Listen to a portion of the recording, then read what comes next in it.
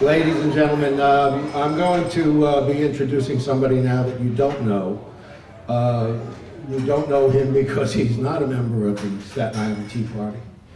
Actually, he's not a conservative. He's not even a member of the Republican Party. He's a dyed-in-the-wool liberal Democrat, but a great friend of mine, a wonderful speaker, and when we argue politics, we do so with great good humor.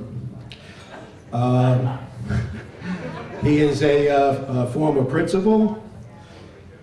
He is the author of a philosophy called Radical Individualism, and his name is Whit Halley.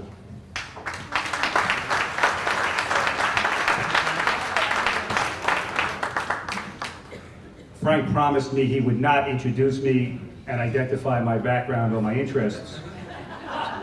So that quiet conversation that we normally have over dinner, you don't want to be where we're going to dinner tonight.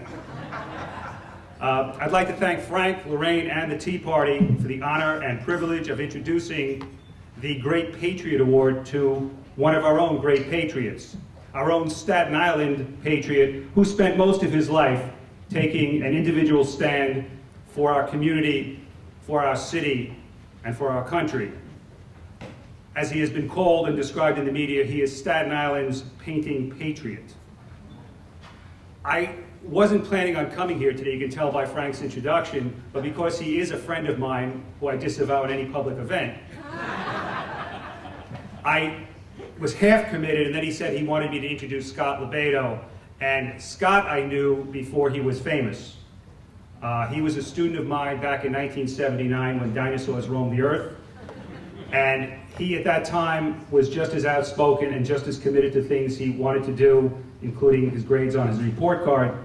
But he was then a person who was forceful and dynamic before he went ahead and became famous. I ran into him, have run into him over the decades in schools, in bars, Cargo Cafe, Scott's there, and on walls of buildings painting American flags.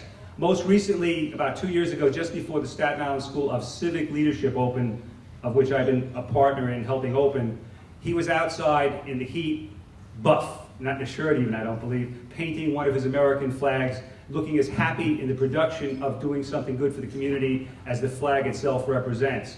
And if I can mention that particular flag, you cannot miss it. It's probably his most public flag on Staten Island. As you drive along the Staten Island Expressway and you see the IKEA building, which is really a school, you can't miss his beautiful American flag that is seen by thousands of people every day.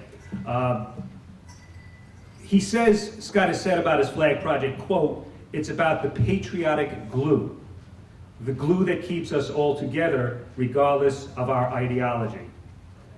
Scott has become famous and notorious in some places for his public glue. He is famous for being a special kind of patriot, a patriot artist who speaks through his work, who takes a stand through his art and artistic performances to express his vision of the American dream. He believes that art should be an important part of the social infrastructure of all communities and our great nation. Art turns streets and avenues and buildings, rooms, hallways, and common areas into public places that symbolize the best that is within us. Art is part of the design of the community and the country. It is part of the meaning of the community and country. And it is part of the united public culture which great patriots like Scott helped to create. Scott has said that he could have flipped a coin earlier in his life and been a liberal whose art would have made him rich because he would have been part of the establishment, would have enabled that. But he could not flip the coin in my direction. Instead, he became a conservative artist, one whose work has made all of us richer. He is the ultimate cultural capitalist, even if he's poor, building the wealth of a nation through his art. Instead of a biography, which usually gets boring, I thought it would be better and more exciting to define Scott as a public artist and a public patriot by sharing some of the headlines that have been written about him. You can think of them cumulatively as a public biographical poem presented by the media, which sometimes sees him more as notorious than famous. So to wit, here is the poem to Scott LoBaido by Scott LoBaido. Scott LoBaido uses his paintbrush as his weapons of choice against those who deride America. Scott LoBaido gets kicked out of the Brooklyn Museum. Staten Island artist protests DOT ban on ferry terminal decorations by dressing as a Christmas tree.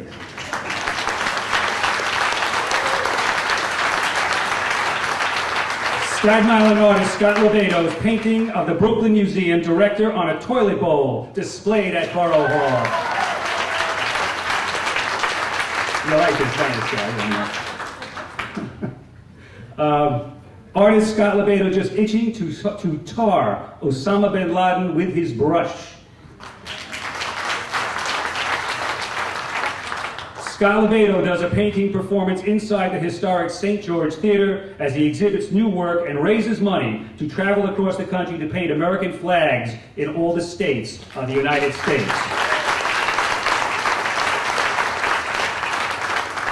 Scott LoBaido paints an American flag in the front of a packed house at the St. George Theater. This painting was auctioned off and all for $5,500, the donation going to the Home for Heroes.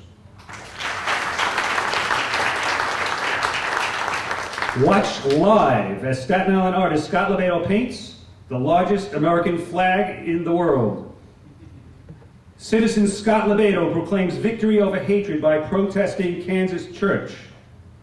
And the last one in his great poem, America is his palette.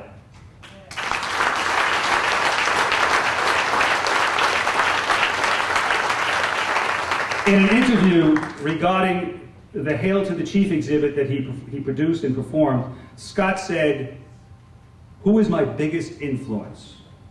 Is it Picasso? No. It's Ronald Reagan." I knew about that. He then personally clarified this political bent by saying, quote, "I vote Republican, but I have become much less extreme politically since 2005, though my patriotic passion is still very extreme. I have learned to use my work to try and unite this country," end quote.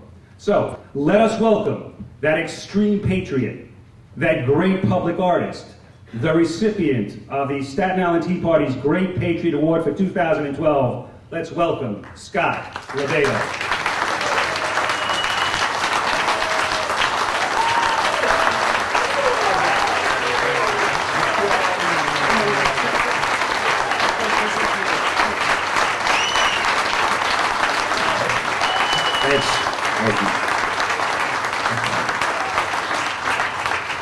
Thank you very much.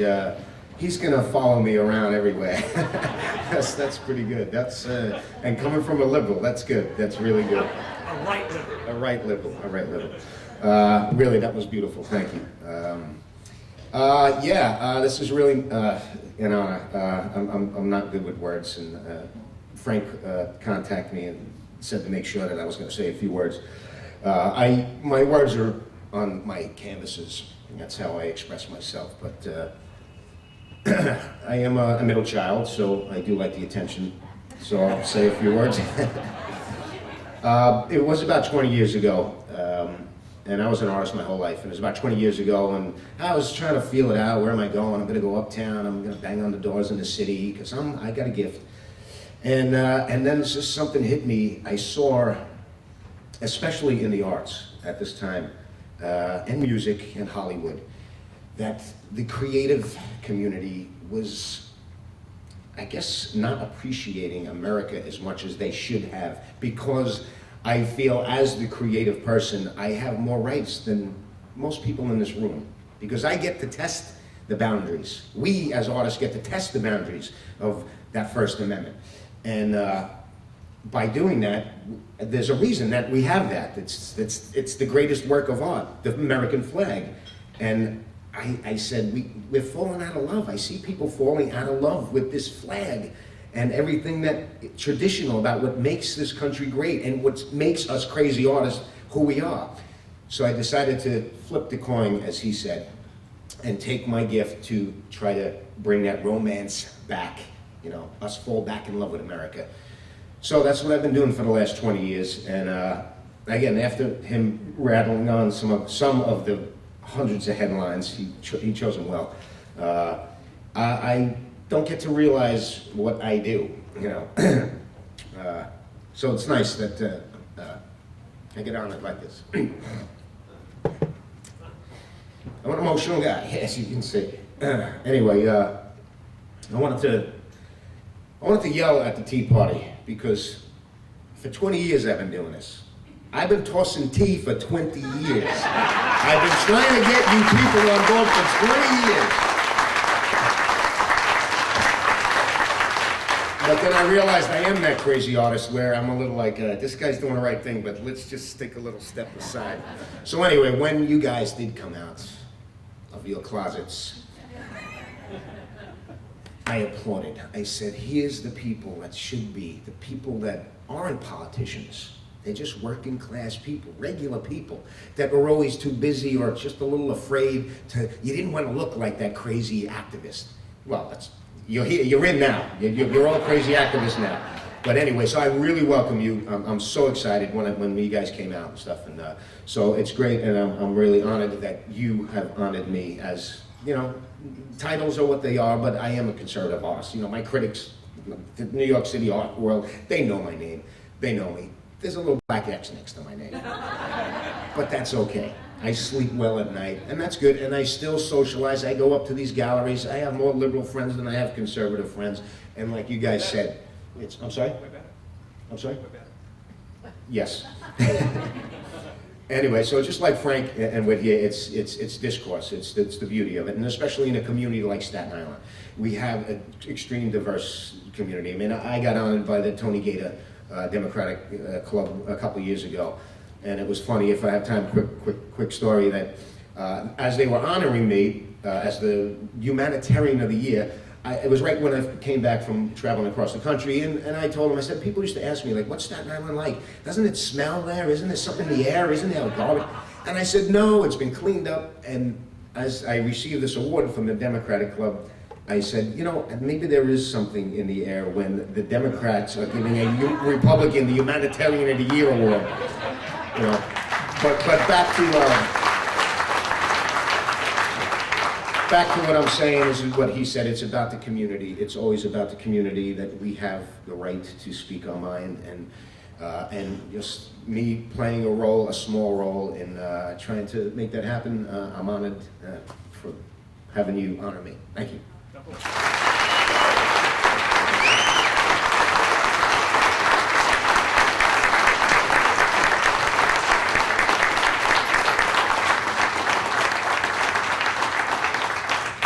And now as my last act at the Tea Party, I'd like to have Frank and Lorraine come up to present the Staten Island Great Patriot Award. Thank you, Scott. Thank you, Frank. I would just like to let everybody know what this says. Staten Island Tea Party 3rd Anniversary Celebration, April 15th, 2012. Great Patriot Award presented to Scott LoBaido, and then there is Scott's quote, which is, "Let's fall back in love with America."